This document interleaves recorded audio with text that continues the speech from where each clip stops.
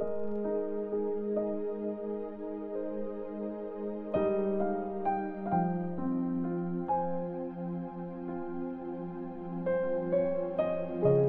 chapter 13. Ang parable tungkol sa magsasaka. Nung araw ding yon, lumabas ng bahay si Jesus. Umupo siya sa tabi ng lake para magturo. Sa sobrang dami ng taong pumunta, sumakay si Jesus sa isang bangka at doon siya umupo habang nakatayo naman ang mga tao sa tabing dagat. Gumamit si Jesus ng mga parables para turuan sila ng maraming bagay. Sabi niya, "Makinig kayo. Minsan, may isang lalaking naghasik ng mga seeds. Sa paghagis niya, may mga seeds na nalaglag sa daan. Dumating ang mga ibon at tinuka ang mga yon. May mga seeds naman na nalaglag sa mabatong lugar na may konting lupa. Tumubo agad ang mga ito dahil mababaw ang lupa doon. Pero nung umaraw, nalanta agad ang mga tumubong tanim dahil wala masyadong ugat ang mga ito. Nalaglag naman ang ibang mga seeds sa mga matitinik na halaman at sinakal ng mga halaman ang mga seeds na tumutubo. Pero may mga seeds na napunta sa matabang lupa.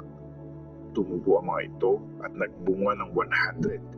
Yung iba ay 60 at ang iba ay 40. Tapos sinabi ni Jesus, "Makinig ang mga may pandinig." Ang purpose ng mga parables. Lumapit ang mga disciples kay Jesus at tinanong siya, "Bakit po kayo gumagamit ng mga parables para makipag-usap sa mga tao?"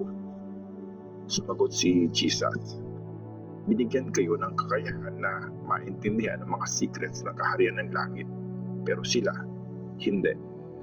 Kung sino ang meron na, bibigyan pa at magkakaroon ng sagana. Pero yung mga wala, kahit ang kakaunting meron siya ay kukunin pa. Kaya ako nagsasalita gamit ang parables para kahit tumitingin sila, hindi sila makakakita, at kahit nakikinig sila, hindi sila makakarinig o makakaintindi. Kaya natupad ang sinabi ni Prophet Isaiah tungkol sa kanila. Makikinig kayo ng makikinig pero hindi nyo maiintindihan. Titingin kayo ng titingin pero hindi nyo makikita. Kasi pumurol na ang utak ng mga tao.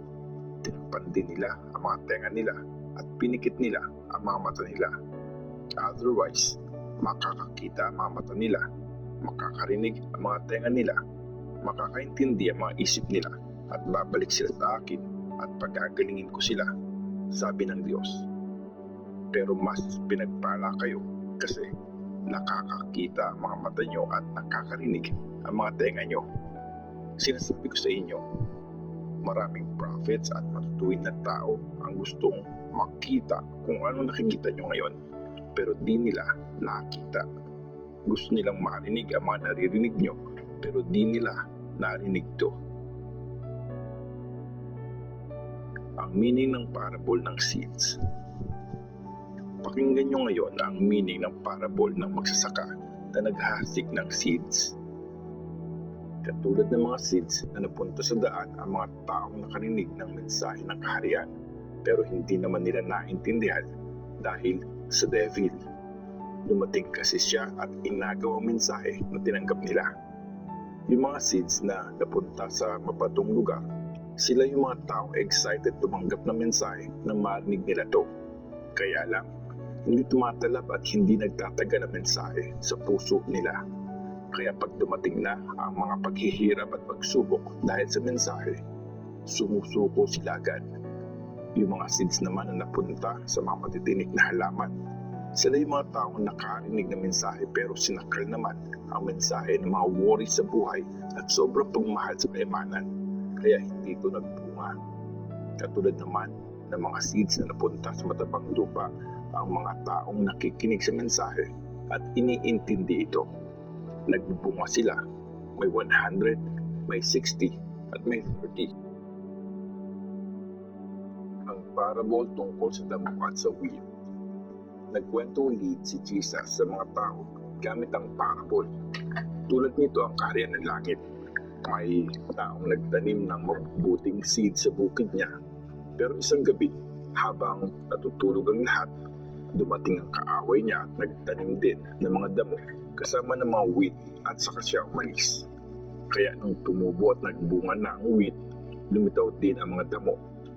Pinuntahan siya ng mga tauhan niya at nagsabi, "Sir, di po ba mabubuting seeds ng wheat ang tinanim niyo? Saan nanggaling ang mga damo?"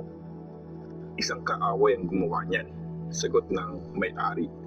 Kaya tinanong siya ng mga tauhan, "Gusto niyo po bang bunutin namin ang mga damo?" "Huwag," sagot ng may-ari. "Baka mabunot din ang mga wheat.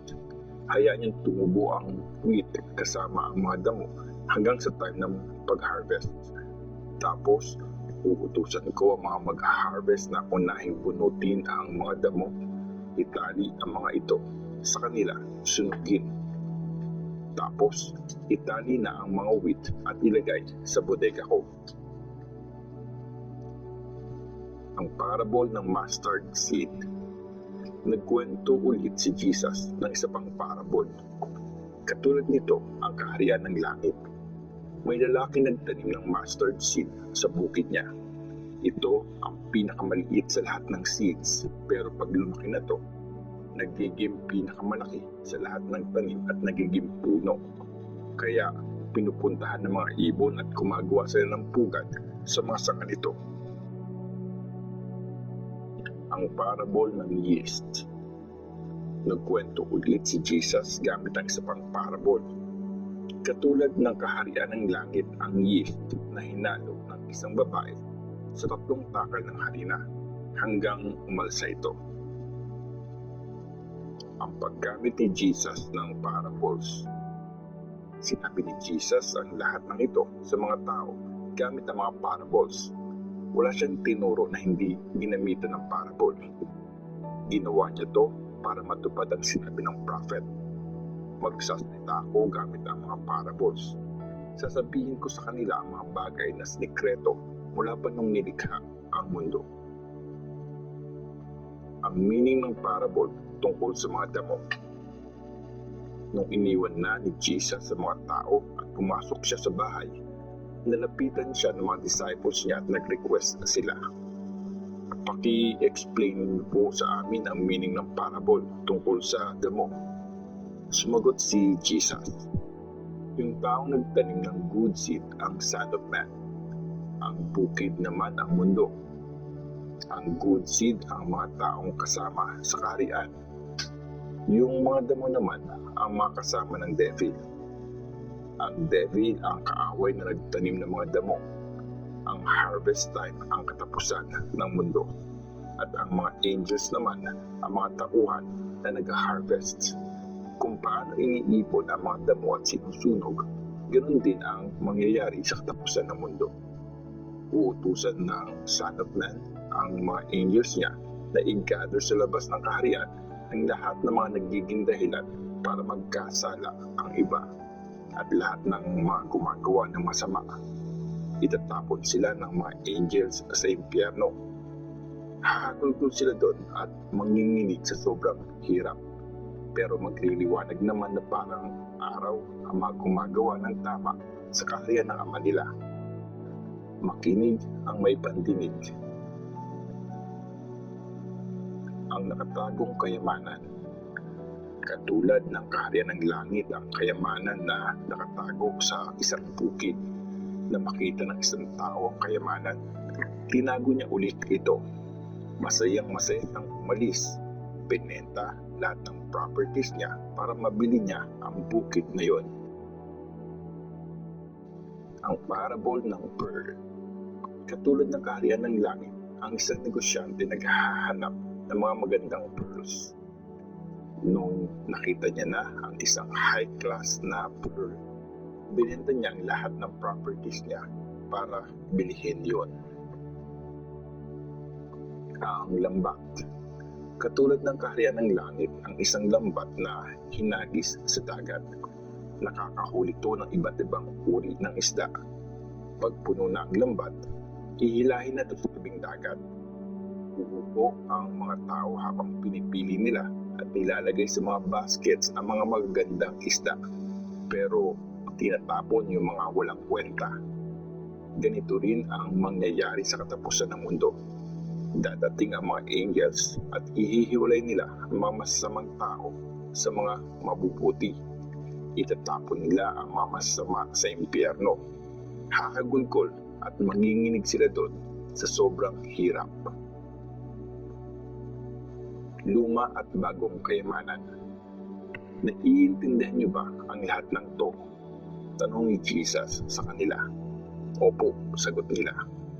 Sinabi niya sa kanila, kaya nga, ang bawat teacher ng law na naging disciple ng kaharian ng langit ay parang may-ari ng bahay. Naglalabas siya galing sa taguan niya ng kayamanan ng mga bago at lumang gamit.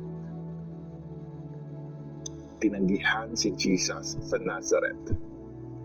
Umalis si Jesus sa lugar na yon pagkatapos niyang ikwento ang mga parables na to. Dumating siya sa bahay niya, pumasok sa synagogue at nagturo sa mga tao doon. Pumilib ang mga nakarinig sa kanya. Wow, ang galing niya. Saan kaya nanggaling ang talino niya? Tanong nila. Paano siya nakakagawa ng mga himala? Di ba, anak siya nung karpintero? At si Mary ang nanay niya. At kapatid naman niya sina James, Joseph, Simon at Judas. Di ba taga dito din ang lahat ng mga kapatid niyang babae? Saan kaya niya natutunan ang lahat ng to? Kaya nireject nila si Jesus. At sinabi niya sa kanila, nirirespeto ang prophet kahit saan siya pumunta, pero hindi sa sarili niyang bayan at sa sarili niyang pamilya. Dahil ayaw maniwala ng mga tao kay Jesus, hindi siya gumawa ng maraming himala doon.